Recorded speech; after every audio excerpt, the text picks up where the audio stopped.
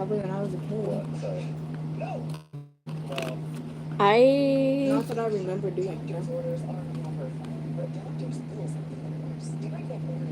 The fact I have to think about it. I don't know. I probably have when I was younger. So I guess everybody has, but If you're a teenager or an adult and you pee in pools and you're fully aware that you're doing it, I don't get away. I don't get away. What is one secret you haven't told many people? We're skipping that one on live. What's the most embarrassing thing that startled you? Most what? Embarrassing thing that startled you.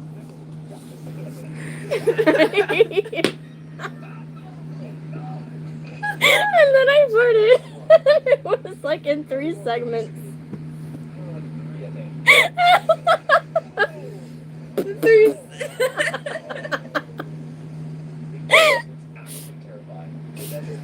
And then I farted.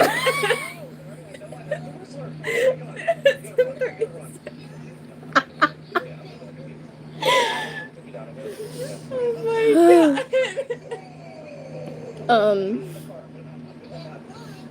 god. Yeah, the speaker powering off.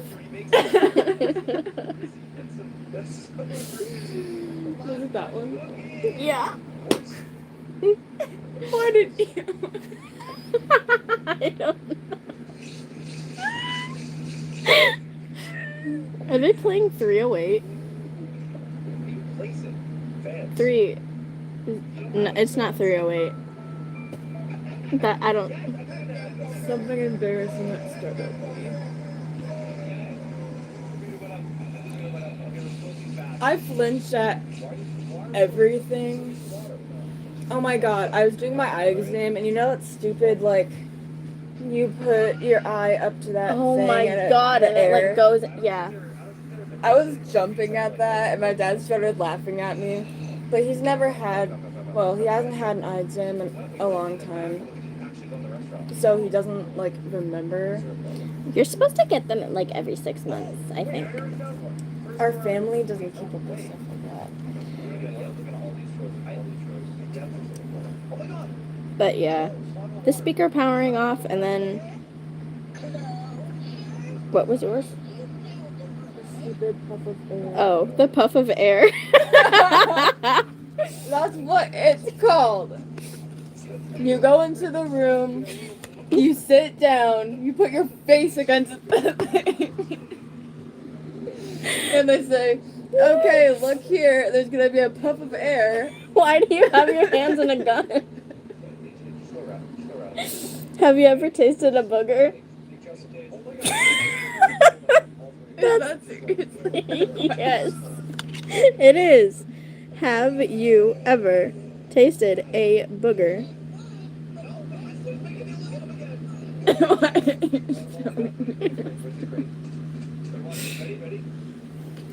Who hasn't, honestly?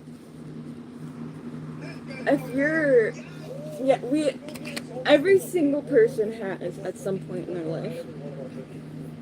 If you haven't, you're not human. Aliens, pick their noses. Has a movie or book ever scared you so much you couldn't sleep? Which one? No. No.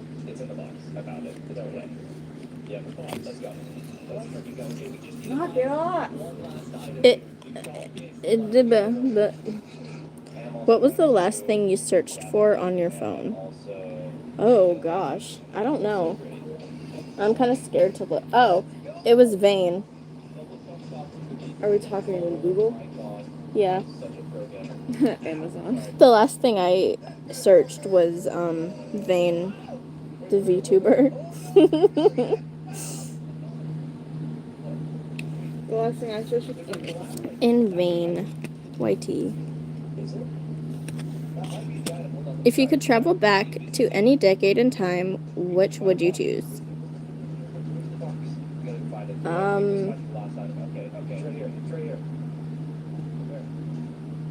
That's a good question. I want to go to 1950 for no reason at all. I'm totally not going to. What was it, Oklahoma? I know what you're doing. Meet me some greasers. I think I'd probably go back to either 2000s or 2010s. Mid 1960s. I would be 1950s house wife for him. Hi. What movie never fails to make Titanic? Never fails to make you cry. Yeah. A Fault in Our Stars. Oh, A Fault in Okay, I was cry at sobbing so at many that. movies. I was sobbing so hard at that, and I was watching it with my parents in the room, and my mom started laughing at me because I was sobbing, and then I started laughing at myself. And we all started laughing at me. We all started laughing at me. Because I was sobbing and then I was laughing.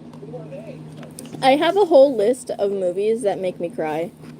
There's Titanic, All Dogs Go to Heaven, A Dog's what was it? Purpose, Coco. Have you ever been so scared you peed your pants? No? Maybe? I don't think I have. Not anytime recent, but maybe. I'm sure I have at some point. My dad likes to scare everyone, so I'm sure he scared me at some point when I was little and I peed my pants. Yeah, I don't remember doing it, but, you know.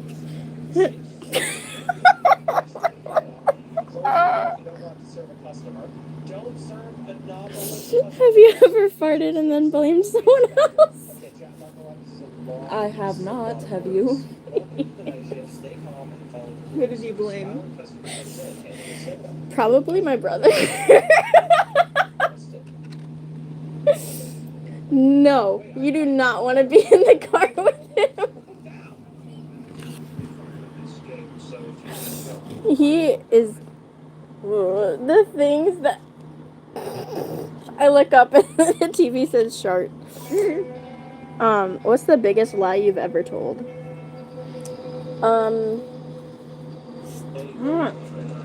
I don't know. I don't want to find plastic in the fucking litter box.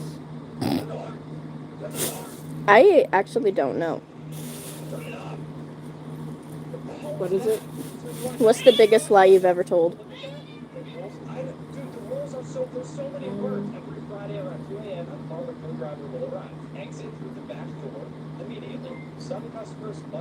Telling Katie that I missed you too.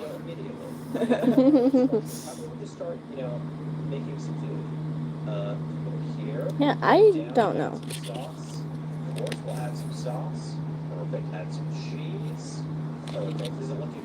Would you lay down in a coffin for 3 minutes? Yes. Why wouldn't Colby I? do that? I Or was it Sam? I think Colby did. I think he also laid in a coffin floaty in the pool for a while. If we ever have a pool, we're getting a coffin floaty. Who was it that... Was it Colby that had to dig a grave in it, or was it Sam? For that Hell Week thing?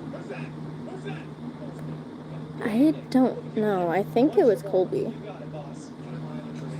If you could bring anyone back from the dead for one night, who would it be?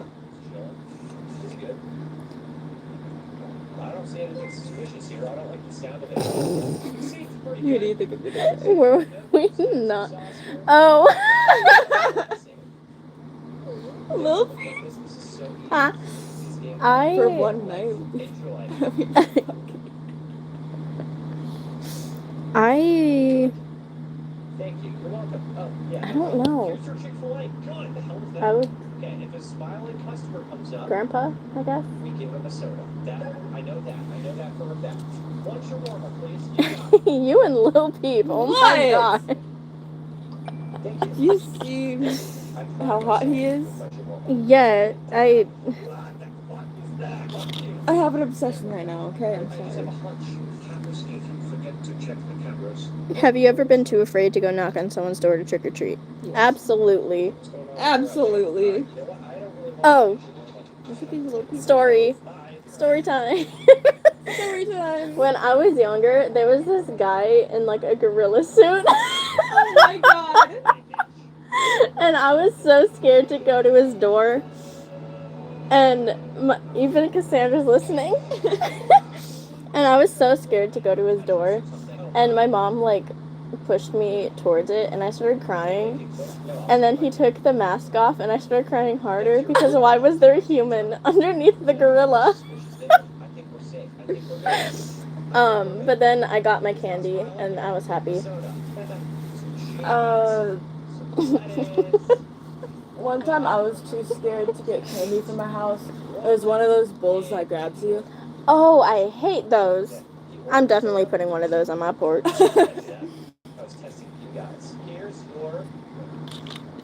Would you rather have to wear a Halloween mask for a month or have to wear a spooky costume for an entire year?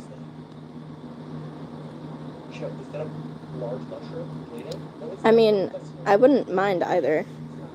Does the costume have to be spooky or can it be any Halloween costume? Because if it can be any Halloween costume, Well, it says then I'm spooky gonna costume. be like Harley Quinn. Well, it says spooky costume, so. But that's not. Okay, spooky like a witch or what? I'll wear a mask. I was thinking like witch, zombie, vampire. Check what's that? I don't want. I I'll think be a I'd, vampire. yeah, I think I'd choose a costume. Ooh, hold on, question. Does the costume get washed? Yes. Then yeah, I'd choose the costume.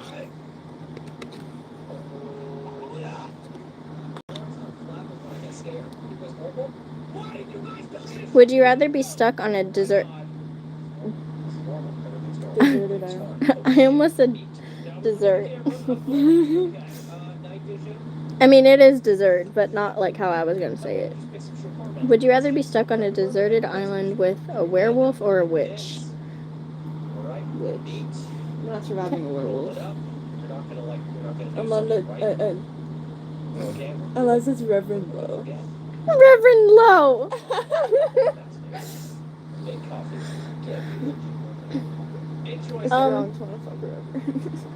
That's good. I'm glad to hear that. Good. We're safe. Twilight? Those kind of werewolves, or like a Harry Potter werewolf? Where's the clock? Have you seen a Harry Potter werewolf? That's a calendar, not a clock. Oh, your shift lasts from 10 p.m. to 7 a.m. The camera. Yeah, no thing. Open it up.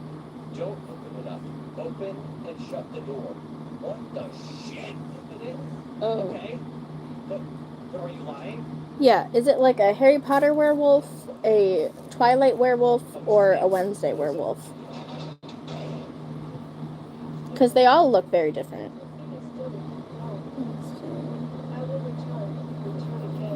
If I'm stuck with Shut Enid. it again. I have to open it, right?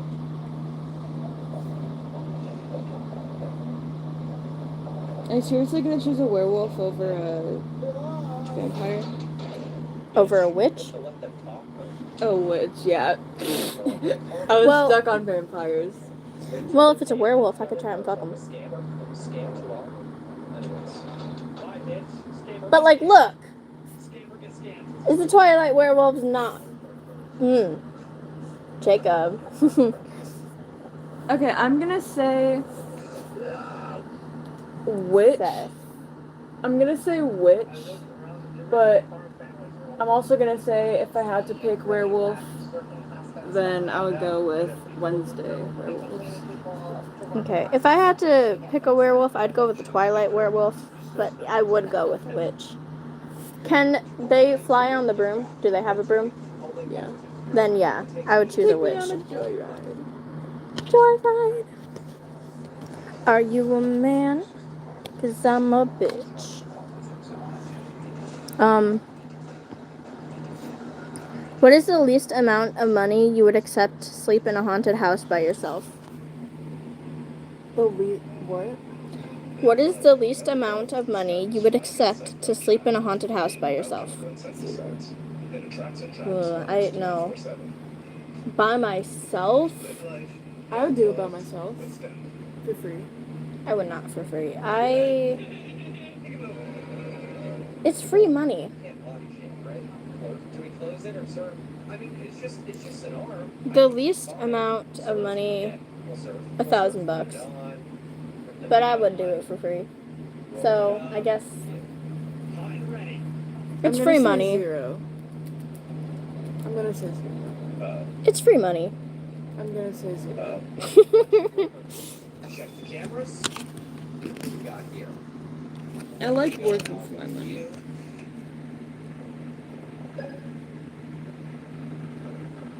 $100 million. Haunted houses usually aren't that bad. You usually don't get any help. Yeah. Do you know any scary stories? Tell one to the group. Ooh, there's this book that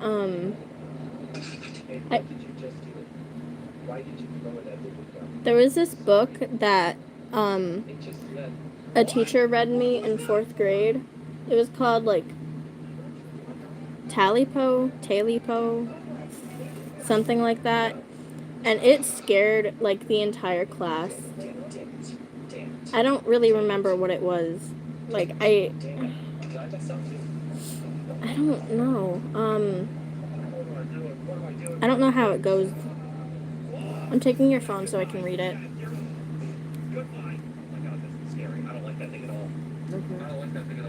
That was so delayed. I think it's Talipo. Talipo. Oh, there's a book on it? Or, not a book on it. Obviously, there's a book on it.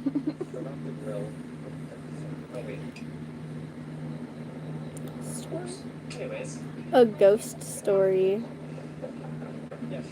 Okay.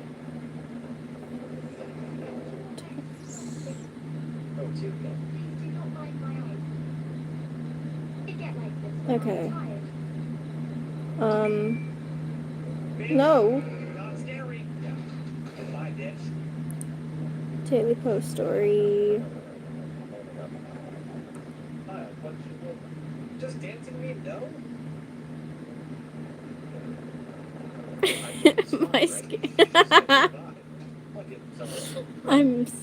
My scary story is I farted and then my crush walked in 3 seconds later. Roll it up.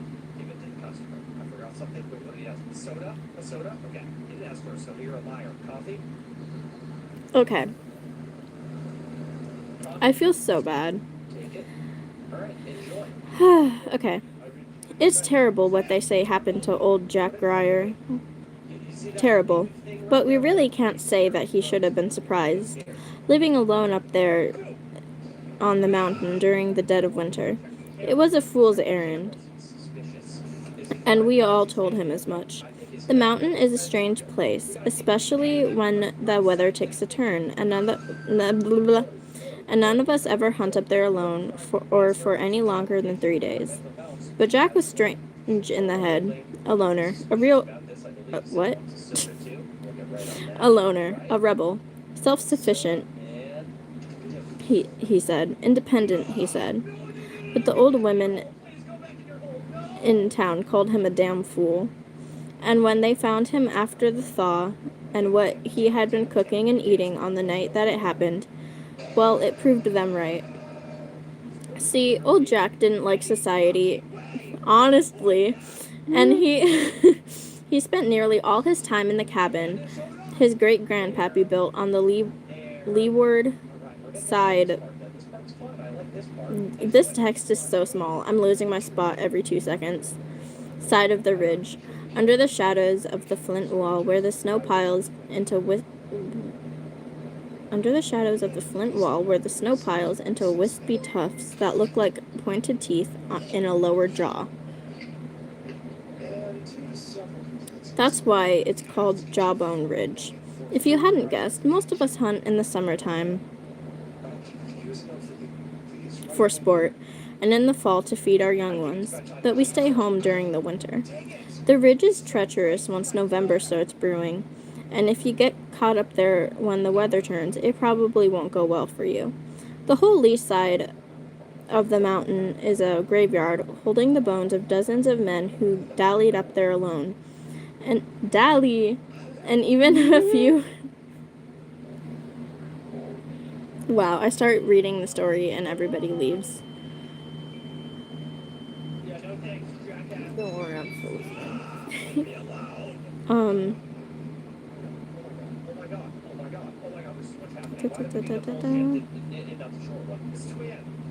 And even a few who went up there in parties and tried to play it smart.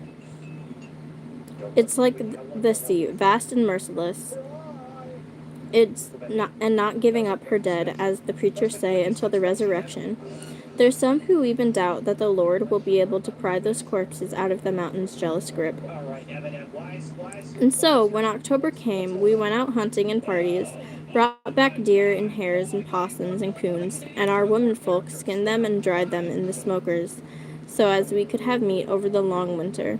And old Jack Grier went up there too, but he didn't go with just a gun and a haversack.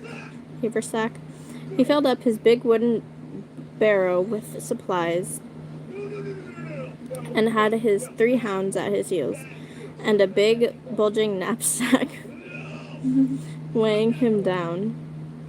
His gun was slung over one arm, and his axe was tucked under the other, and we saw he had parts for still hidden under the tarp covering his barrow well enough. His great-grandpappy had built that. What the fuck? Hold on. Was his axe tucked under the other, and we saw he had parts for still hidden under the tarp covering his barrow well enough. His great-grandpappy built that cabin as a moon-shining base. He was covered in furs, even though it was a warm October afternoon, and that's how we knew he meant to stay there well into winter, maybe longer. He didn't say a word to any of us as we went up the trails and split off on our separate way.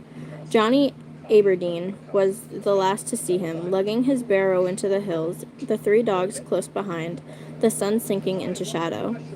Old Betty McAllister has a witching touch, they say.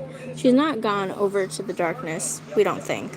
But when her grandmammy came over the hills from the old country, our great-great-grandparents heard that her grandmammy, Betty's great-great-grandmammy, had been strung up for a witch. Well, she goes to Sunday meeting, and she says the Lord's Prayer and says it well, but she has a touch of the okay, this is not what... Shut up! I'm trying to make your order. She's in there.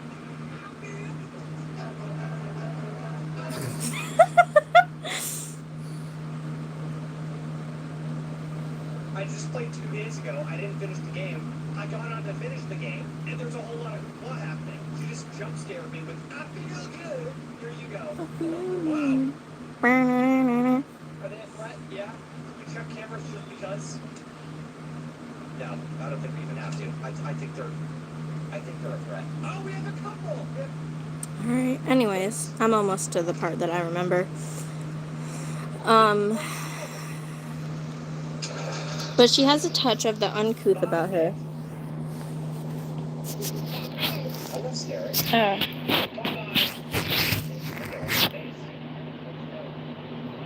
Wait, did I actually mess up there?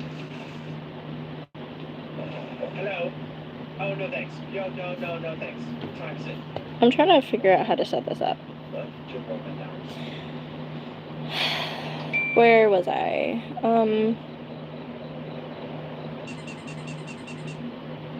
Something about touch or something. But she has a touch of the uncouth about her.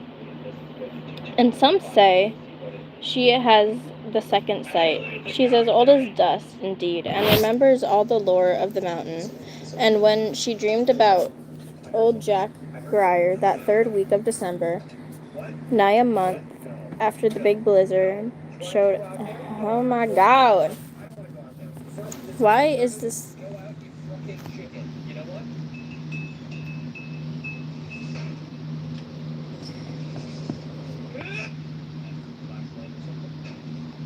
Well, what the hell do I do about that? That's it. No, I'm a screamer. I'm not a builder. I'm not an electrician. What do I do? Fix the trash bin and then the power outside. The trash bin is Nigh a month after the big blizzard snowed us off from the valley, we knew something had happened. And when the snow thawed the week after Epiphany, we sent a party of men to find him, and when they found him, he remembered what old Betty McAllister dreamed. The hunters returned with hares and coons and some does and a buck, but old Jack stayed where he was. Johnny Aberdeen said he's seen smoke. I hate when people say they've seen or they saw. Tessa does that all the time. Shredder, oh my god.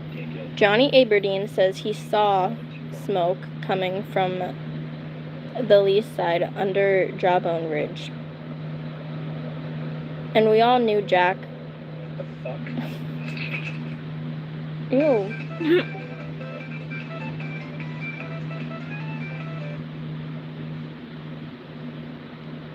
And we all knew Jack was staying there.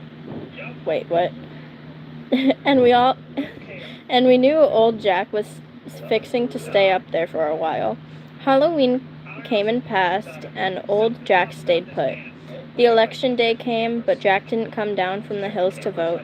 Thanksgiving came, and the hunters went out to fetch turkeys from the thickets, and they said they saw the smoke coming up in curls from Jawbone Ridge, still alive, still staying put. But the day after Thanksgiving, the weather shifted. The clouds were an off color, grayish-green, dark with snow. Betty figures that Jack was stuck up in his cabin up there under the ridge, even though he had the lee. She tells us he was expecting bad weather, so it didn't trouble him. But she also says that his food ran out by the second week of Advent. And when she told us the rest, we knew he was dead. Oh.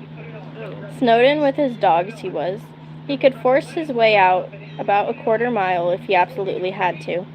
But it was risky moving about in the snow with the wind shifting the banks and knocking over trees without warning. So he...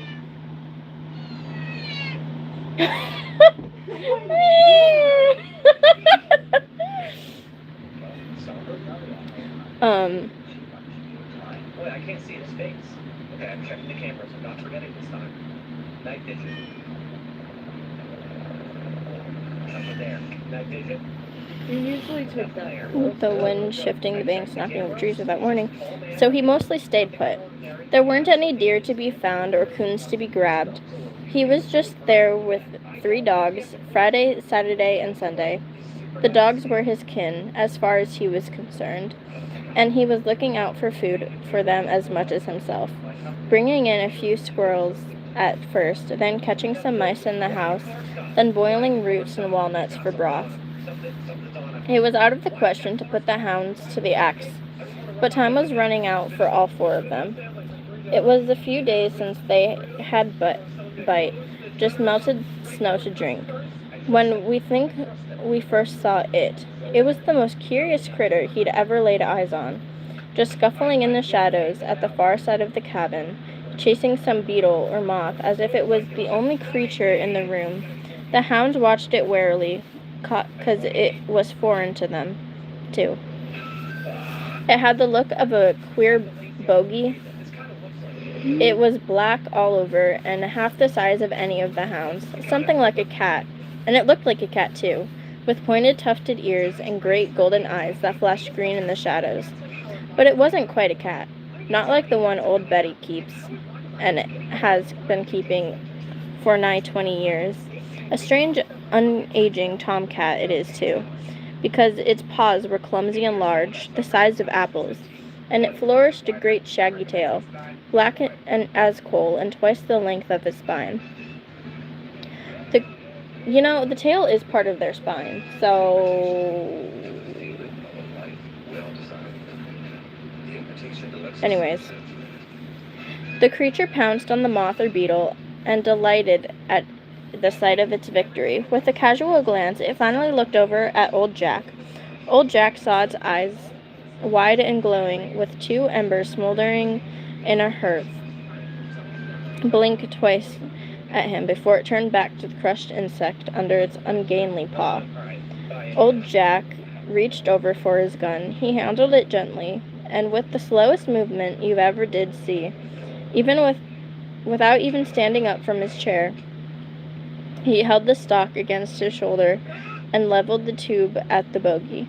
He rested his thumb on the hammer and slowly pulled it back with a hollow steel click. The bogey's eyes suddenly rose with a jerk. They were staring right at him. Jack tilted the barrel so that it was pointed directly between the eyes, and he pulled the trigger tight with a sudden jerk.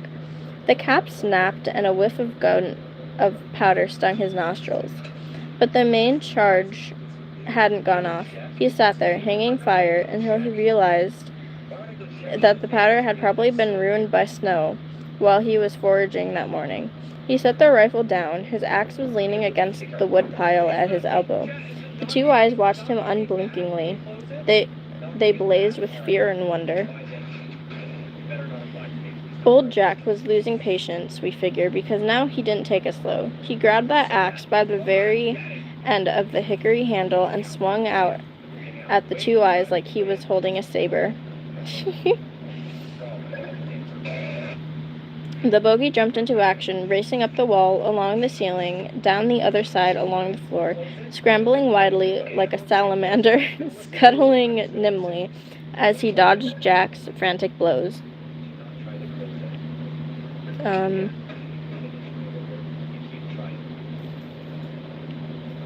The hounds backed off and watched with wide eyes. Their creature was on the floor, running madly for the fireplace.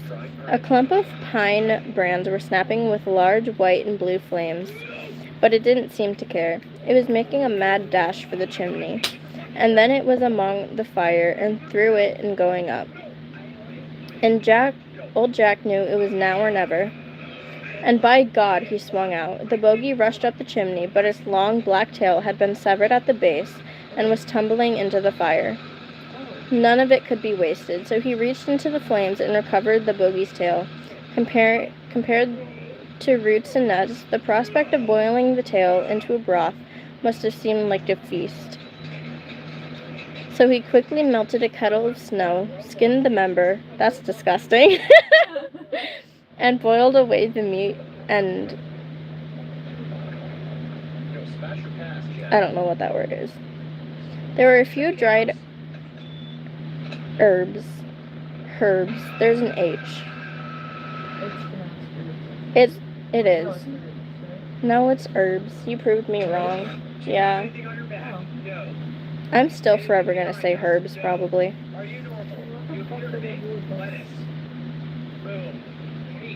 You're right, it is herbs. Yeah, but I'm trying to figure out if it's out there that like... This game sucks. I don't know. Hey, It was a really common word that everybody like mispronounced or something. I don't remember what it was, what's on but the I shirt? saw it What's on up with the like shirt, YouTube. Chan? I'll close it. What if you just Oh, dirty yeah. With blood on his shirt, Anyway, close carry it. on. Like blood, fine, I'll close it. There were a few dried herbs left in his haversack, a couple of bay leaves and some sprigs of rosemary. He added those to the brew along with some snips of wild garlic that he had found growing on the dirt floor by the door. It rendered an oily, pungent broth that filled the cabin with a greasy steam. He greedily slurped down half of the soup, chewing the bones into pulp. and sucking out the marrow. That's disgusting. He gave the rest of it to the dogs who sniffed it, but they refused to even try it. He finished what was left, and as the wind pounded its way across... Oh my fucking god. Good lord. Cassie. What the fuck? You should have seen that from my angle. Get out. Use voice chat. Oh my fucking god. Help. Go. Scary man. Shawarma shop. I am closed. He wants No. shawarma. Oh my god. What the fuck is wrong with police in this game? See, his Jesus privacy, so fuck. I literally have to another option. Take it. Enjoy. Oh my god. What the fuck? What? Ow. Don't go over there. Stay right here.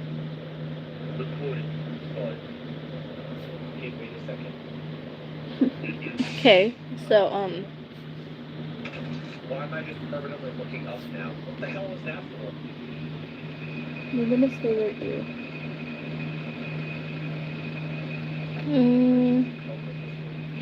Oh shit, wait.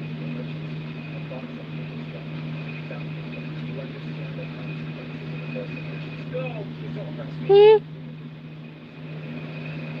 You want to learn some more about that? I knew it! It's good? Yeah, I think we just have to actually make it some, and sucking out the marrow. He gave the rest of the dogs who sniffed it, but couldn't try it. He finished what was left, as the wind pounded its way across Jawbone Ridge overhead.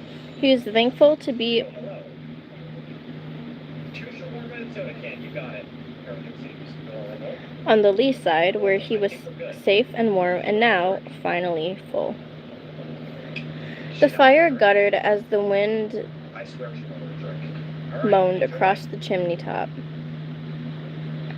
You could have just said howled. Scattering red sparks into the fireplace like flakes in a snow globe.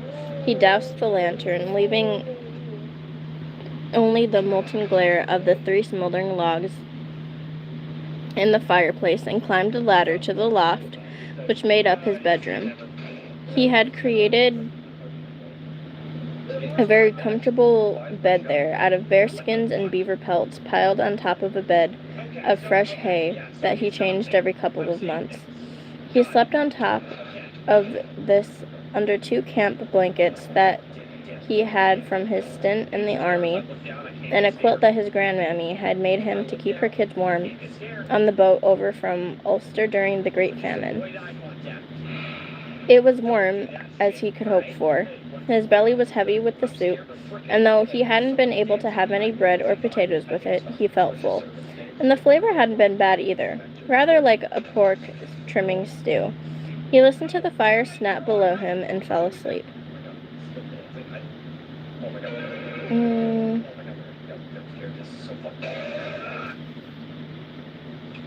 When he woke up, it was because of the angry scratching at the door. The embers had died to a white ash, with only a few lingering eyes glaring up at him from the grate. He sat for a spell, listening to the noise. It was intentional. All right. Like the sound of a dog shut up in a room, trying to force the door open with a combination of his claws and throwing his entire heft against the door. But it somehow sounded smaller. No, it wasn't a dog at all. And where were his dogs? There in the corner, bristling and shaking, staring at the rattling door. But old Jack Grier wasn't afraid of a rabid coon or a hungry cat, or even that queer bogey who had just filled his belly with warm comfort.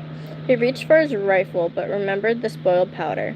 He would have to draw the charge eventually. But in the meantime, he grabbed his axe. It still had a brown smear up the middle of the blade where the tail had been severed. He gripped it by the middle of the handle and threw open the door. Nothing was there, just a howling black gulf, unbrightened by stars or moon. The only light came from the oil lantern in his left hand, which threw a severe red glare on the dusty snow shifting from bank to bank outside his door. But there were prints in the snow near his feet, large, awkward paw prints. Is he fine? I think he's fine. He's holding something. Awkward paw prints, strangely close together, resembling the marks of a house cat, but heavier, almost wolf-like in their heft. He walked around the door, holding the axe even tighter. The outside planks had been lacerated viciously. The old gray, weather-beaten skin was stripped with deep yellow gashes up and down, crisscrossing, webbing wildly, as if some desperate person with a straight razor had been trying to slash his way inside. Long gray corkscrew peels of wood lay in front of the door like the cast-offs of a carpenter's shop. As he stared down at the ravaged wood, he heard a frantic clatter and glanced over his shoulder in time just to see the three hounds, their bodies freckled with lamplight, barging through the door and down the path into the deadly snow. I'm just gonna assume yes. Oh, they're dead. They're gonna die. As he,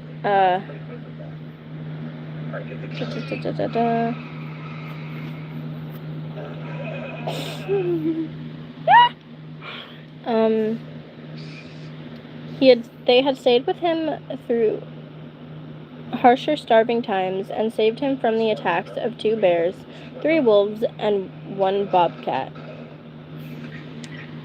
They were scored with gnarled white scars from their combats and were disciplined from age, experience, and hardship, and yet they ran away from him, away from the kettle that stank of the bogus tail stew, away from the lacerated door. And while old Jack Grier stared at them, into the formless blackness that closed in around the defensive light of his lamp, he heard something. At first he thought it was the flight of some ghastly, heavy insect, or the unseasonal groan of a cicada, or the rasp of a door on its hinges. It was a voice, however, a horrible, horrible voice, harsh, gargled, and inhuman, simultaneously hoarse and deep, frail and raspy, like that of a bitter old woman or a sleepy young boy. It growled at him from somewhere overhead. Tally-po, Tally-po, you've got my Tally-po. The word meant nothing to Jack Grier other than the vague allusion to a tale coupled with a childish sense of fond endearment. Looking into the trees above, he thought he caught a glimpse of 2 green cinders blazing in the dark, but in a wink they were gone. He quickly went inside with his axe and his lamp and closed the door tightly. He barred it with shaking hands and instantly went to his rifle and nervously began to take it apart. He turned the knob on the lamp, raising the wick and casting more light around the dusty cabin. A ghostly green-white light that threw heavy brown shadows. Out came the barrel, away from the stock, and there in the breech was a wet charge of powder like a lump of clay. He cast it into the fire where the sulfur sizzled and released brown smoke. He had slid the barrel back into place and clamped it tight when he heard a faint, playful scratch at the door. His heart seemed to stop. There was his ammunition bag off to the side with its dry paper cartridges and a chance to defend himself. The scratching suddenly picked up tempo and volume.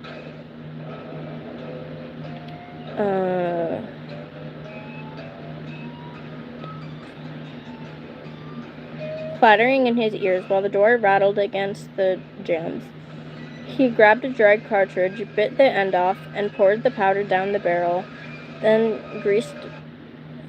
the greased bullet, then he rammed them home, the metallic jangle of the rampod responding to the heavy pound of the shuttering door. And as he fumbled to apply the cap to the gun lock, he heard, muffled but strong, the same raspy moan. Tally-po, Tally-po, you've got my Tally-po. Without a second thought, he aimed at the spot in the door where a few thin streaks of black night were showing through the savaged wood, and pulled the trigger. The charge exploded smartly, and the ball punched through the wood and into the night. The door stopped jostling. There was no voice on the other side. He waited for a response, but none came. He stared at the door for what seemed like a quarter of an hour. Nothing happened. Old Jack was a good hunter with strong nerves, but he had never wanted to be in town right now as much as he did in this moment. He settled the gun against the wall and warily trudged up the ladder to his loft. He laid down on the pelts. Okay, it does. Oh, Jesus!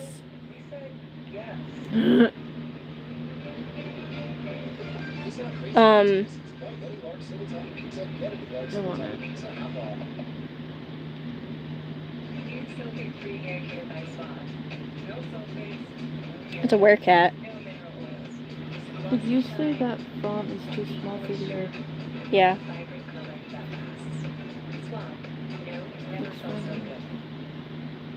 It's like all like forming into one line. It's kind of like Here's the Bad, I guess. This is our house. Select episode. God, there's so many choices. Yeah, like this is better. Yeah, we'll play Perfect Day. Playtime an hour and 30 minutes. So for me, that means about... Even this. So lock in, man, lock in. Our screens are gonna be horrible. 23. And this is the story of how my dream became a nightmare. I always wanted to hear the way. You know, because when we're like grandparent age, we're gonna be like one word is gonna be on the screen. That's how much we're gonna have to do. My friend Edward helped me move in. Furniture, power, everything. A perfect start. The neighborhood really... He lay down on the pelts and pulled the blankets up to his jaw. He fell asleep almost immediately, but was troubled by dreams of toothless witches and grinning goblins and skeletons jigging in graveyards. He was awoken jigging in graveyards. He was woken up by the crash of wood. At first he thought it was a ghoul breaking through the top of the coffin to gorge on the gray flesh hidden beneath, but when he looked up he realized where he was and that the door had been successfully breached. Perhaps the bogey had been clawing at it for hours, or perhaps it had just flung its tiny body at the gouged boards a few times before one gave way. He reached out to his side. There was no rifle. It was downstairs. There was no razor-sharp axe. It was on the woodpile. There was no hunting knife. It was with his ammunition bag. He gripped the quilt desperately. He had left the oil lamp burning. About that side of town anyway. Anyway, your house is massive. Is it now? I can't wait to see it. Feels like an empty castle in the yard. Are you sure about this place? Are you sure? As long as I have a bed and a room, I'm fine. Apparently, because a ghostly light, the color of spoiled cream, was faintly lapping at the wall opposite of him. And the ladder stood silhouetted against it, black and stark like the iron rail of a cemetery. The light was pale and weak, but he could detect shadows moving around it, as if something were walking around the room below him, searching. He thought to himself that the bogey would probably not be able to climb the ladder, and for a moment he felt safe. He had to bite his tongue to keep from crying out. However, when he saw something black and cat-like climbing up the ladder wall with the speed and comfort of a salamander, his hefty paws played like starfish, its head wheeling about from side to side like a blind man's cane. Oh. Its hindquarters sported about 3 inches of tail, a stump that was gruesomely twitching back and forth from what Jack imagined must have been the excitement of anticipation, or the thrill of revenge. And then the knobby head swiveled like an owl's, and Jack found himself staring into its molten green gaze. Quick as a flash, its jaws opened. Its mouth was purplish red with long yellow teeth, and a voice seemed to roll from its throat. Tally-po. Tally-po. You've got my Tally-po. But I don't have it, Jack moaned. It's gone, all gone. It's eaten. You can't have her back.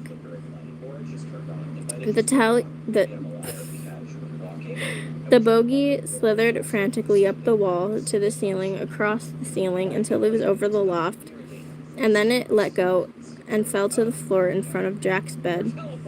There was a pregnant moment of anticipation, and then he saw two pointed, tufted black ears slowly rise between his feet, followed by a furry round head and two gleaming green eyes. I done told ya, I ain't got it no more. I ain't got your tally-po. It's all gone, boiled to soup and ate. I'm sorry, I don't got it. Unique cereal, Jocko spread, hot sauce, ketchup, curry sauce, nut butter. How do you nut a butter? No, how do you butter a nut? No, I feel like How do you butter a nut? one done. The eyes didn't blink. The head tilted curiously until it was almost perpendicular to its body, watching old Jack sideways. Its purple tongue lolled out of its mouth, and the eyes sparkled. Tally-po. Tally-po. You've got my tally-po. But I just told you I don't. Something seemed to click in Jack Ryer's brain. The bogey was a loner, like him. A rebel, too. A stubborn, independent, self-reliant survivor.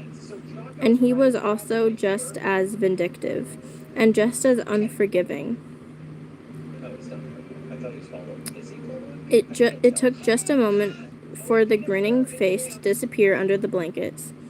Jack felt it slither towards him, felt its soft fur rub against his inner legs, felt its... oh my god. Felt its front paws pressing into his groin, into his gut, steady themselves just below his rib cage. It was purring, and he loathed the vibrations that rumbled from beneath the blanket. And just as he loathed the wetness that was spreading down his he pissed himself. Down his pants, and the girlish pleas that exploded from his throat as the bogey's talons shot through his abdomen and split him open with a single quick stroke. Then again and again and again. Through the belly to the spine, then to the throat, and down, down, down to the pelvis. Just under the ribs, to the lungs, to the heart, to the stomach. Its fur was heavy with gore. Its mouth was dripping in red. And with one casual slice, it ripped the stomach to ribbons, just as you would slice open the plastic wrap on a chicken breast with a flick of a steak knife. And the black bile and blood soaked the blankets and spilled to the floor and dripped to the ground. I'm not that worried about it. Tomato soup. I thought tomato soup. Hello, sir. All of these things, please. Say, We followed old Betty's vision faithfully, and we found that most of what she said was true. We found the three dogs mad with fear at the house of a farmer in the valley.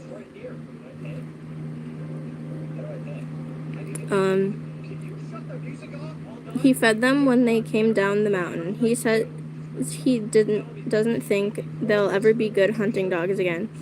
He wondered at that when he saw their scars from bears and wolves, and says they must have had a terrible shock. We found the cabin with its doors gouged and sliced to ribbons. The hole, a size of a man's head, had been punched through the center of the mutilations, and we had to break it in with axes because it was barred from the inside. We found a bullet hole in the door near the gash and a spent cartridge on the floor. The lamp was burned dry on the table, and the axe near the fireplace was dark with blood stains. And there was the man himself in his bed, stone dead, face white as paper, clotted with putrid gore, ripped open from gullet to groin. We still don't talk about old Jack Ryer and the terrible thing that was done to him 4 years ago when the blizzard caught him unawares and he was stuck up on Jawbone Ridge with the thing that opened him up like a fish. We don't know if old Betty's dream is all true, but young Johnny Aberdeen, who was up on the ridge last November, hunting turkeys for the Thanksgiving dinner when he came upon a black thicket of ash near under the shadow of oh my fucking god. Hunting turkeys for the Thanksgiving dinner when he came upon a black thicket of ash trees under the shadow of the flint cliff, where you can see your breath in the shade even in the summertime. He was resting his gun against an ancient old beech and was reaching into his haversack for a bit of black bread when he heard something up above him. It was rattly and wispy. Like the flight of a huge beetle, but he swore it was speaking. And then he told us what he had heard. We all said that it tied together. That what? Then he told us what he'd heard. We all said that it tied it all together. And now none of us go hunting alone on hunting alone on Jawbone Ridge. Not even for an afternoon. Up there, high in the ashes, he heard it whisper, happy and smug. Tally-po, Tally-po, I've got my Tally-po. Edward, okay, why are you up here? Wait, I thought the phone was ringing. Why did it look like why did it look like why are the words ringing? She fell asleep. Hold on, Edward. I'll be right back, Edward. I'm sorry to leave you hanging there. Hold on. Let's go this way. Hey, what's up, buddy? Did you like your new place? Yeah, Edward. This place is really big and amazing. Great. Glad to hear that, Maya. If you ever need anything, don't hesitate to tell me. I feel like Edward has a crush on me. Okay, Edward, by the way,